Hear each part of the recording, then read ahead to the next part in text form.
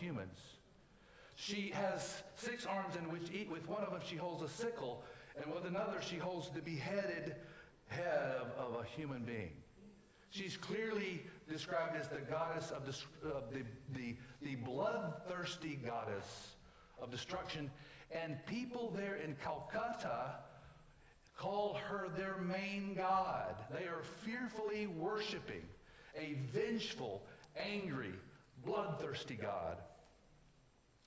And so I wanted to see it for myself. I'd heard about this temple of Kali, so I just blundered my way into it, and to my surprise, I was allowed to come right in. And the priest there showed me everything. He was very proud to show me what was going on. And so I walk into this area, and there's this huge bustle of people. There were thousands of people there to get in front of and bow in front of, and basically just this, because you didn't have time to do much, in front of the idol of Kali.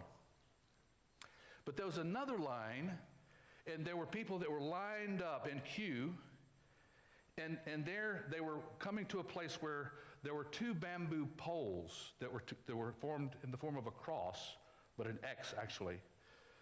And I was wondering what's going on. These people are going and they're putting their head in that cross area, and the priest is dipping his finger in a golden bowl, and in that bowl is blood, and they put this red mark on their head.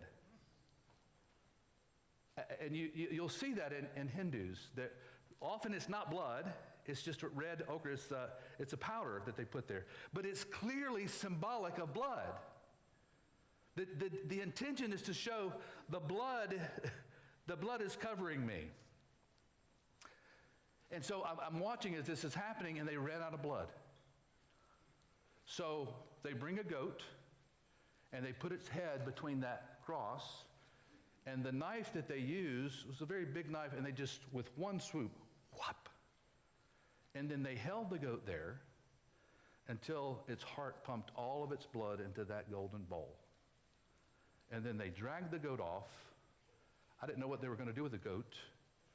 Lots of Hindus don't eat meat. So they dragged the goat off, and then the line proceeded. And they went there, and they put their head in that cross as if to say, I deserve what that goat just got. I deserve it. I'm not good enough. I deserve destruction. I can't help but think there's some symbolism happening there that filtered its way to Calcutta through the sacrificial system of the Hebrew people. Isn't it clear the blood is upon me when God looks at me? And their idea was when Kali looks at me, she's got this all-seeing third eye, that she would look upon me and say, oh, he's already had the sacrifice. It's something you should really do there every day. The sacrifice should be made every day, every day, every day. There should be a sacrifice for you to cover you with blood, because the life is in the blood. This was shocking. It took me a while to recover from that. But as I'm walking around that area, it's right by the river, and it used to be years ago, they would throw those goats in the river and it would just be wasted meat. And there are thousands of starving people in that city. And so there's a woman who lived there in that city. You know her name. There's a woman who lived in that city, and when she saw all this waste, there's starving people in the streets that could use that goat meat as nourishment. And she convinced the priest there, stop throwing those goats away. Cook the meat and feed it to the poor. That woman's name was Mother Teresa. She had established a home for the destitute and dying right beside the Kali temple. There was a testimony of the blood of Jesus right beside this temple. I don't know many Christians who would set up a place like that right beside that horrific, brutal place. But that's what Mother Teresa did. In 1989, she was awarded the Woman of the Year by Time magazine. And in the interview, They said, what is it that makes you such a great woman that you would do such a thing, to show such kindness? What she would do at this home of the destitute and dying, she would literally find people on the street starving in their last few days right before they die with no hospital care whatsoever. She would take them, wash their feet herself. They were lying in their own filth. And she would wash them, and she would clothe them, and she would feed them, and she would give them a bed so that in their passing days they had been shown the love of Christ. But the world, in its wisdom, didn't understand what would lead a woman to live such a life. The world's wisdom says you have to have notoriety. The world should pay attention to you.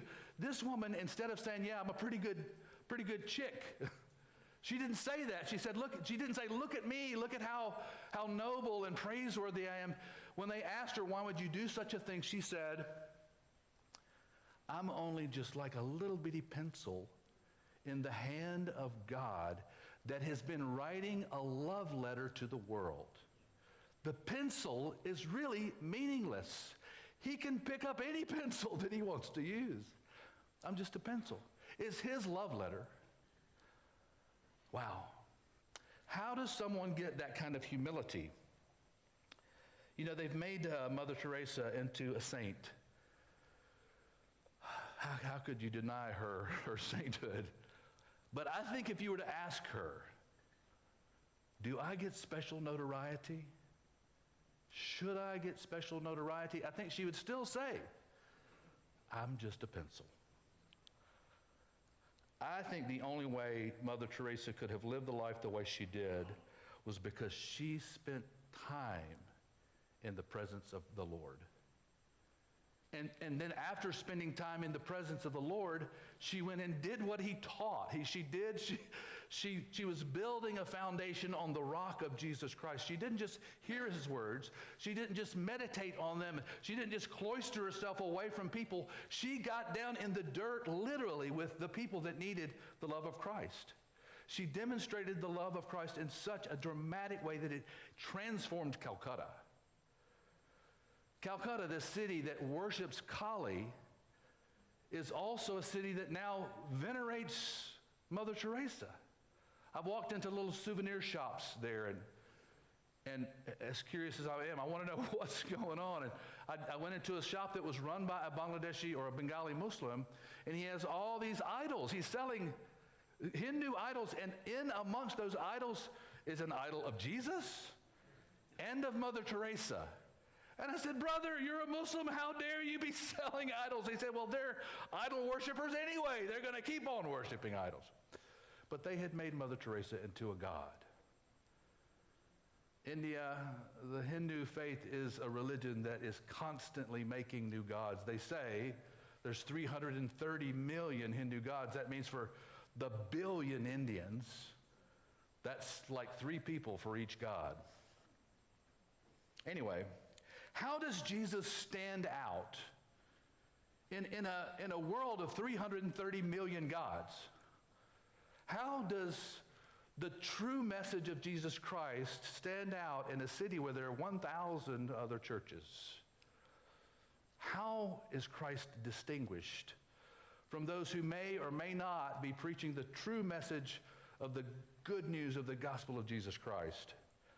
I want to tell you a little bit about what Mother Teresa's impact was in somebody that I'm sure she knows now, based on where she is. She's part of that great cloud of witnesses, I believe. She's there, and she's seeing what's playing out in the world.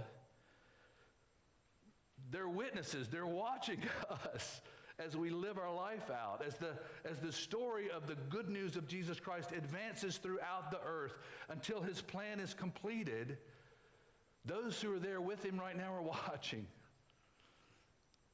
And I think what Mother Teresa knows that most of us don't know this rest of the story. I worked with an evangelist, a Bangladeshi Christian evangelist who was the greatest Muslim evangelist I've ever met. He literally transformed the International Mission Board in its way of reaching out to Muslims. This one little Bengali into this office of this Islamic scholar. He's a teacher of Islam a particular sect of Islam.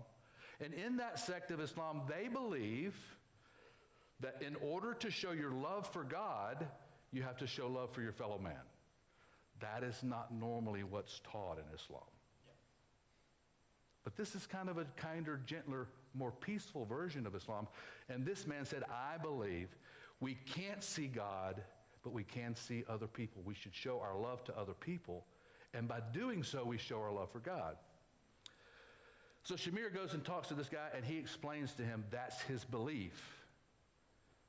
And he said, well, what book did you find that in? Where did you read that? And this Sufi Islamic scholar said, I'm still looking for that book. And so Shamir, this was Shamir's, not normally his method for sharing with Muslims, but he said, this guy already gets it. And he turned it to the page where Jesus said, love, the greatest commandment is to love the Lord your God with all your heart, mind, soul, and strength. And the next one is just like it, like unto it, is to love your neighbor as yourself. He opened it to that page, and he sat it in front of that guy, and he looked at it and read it,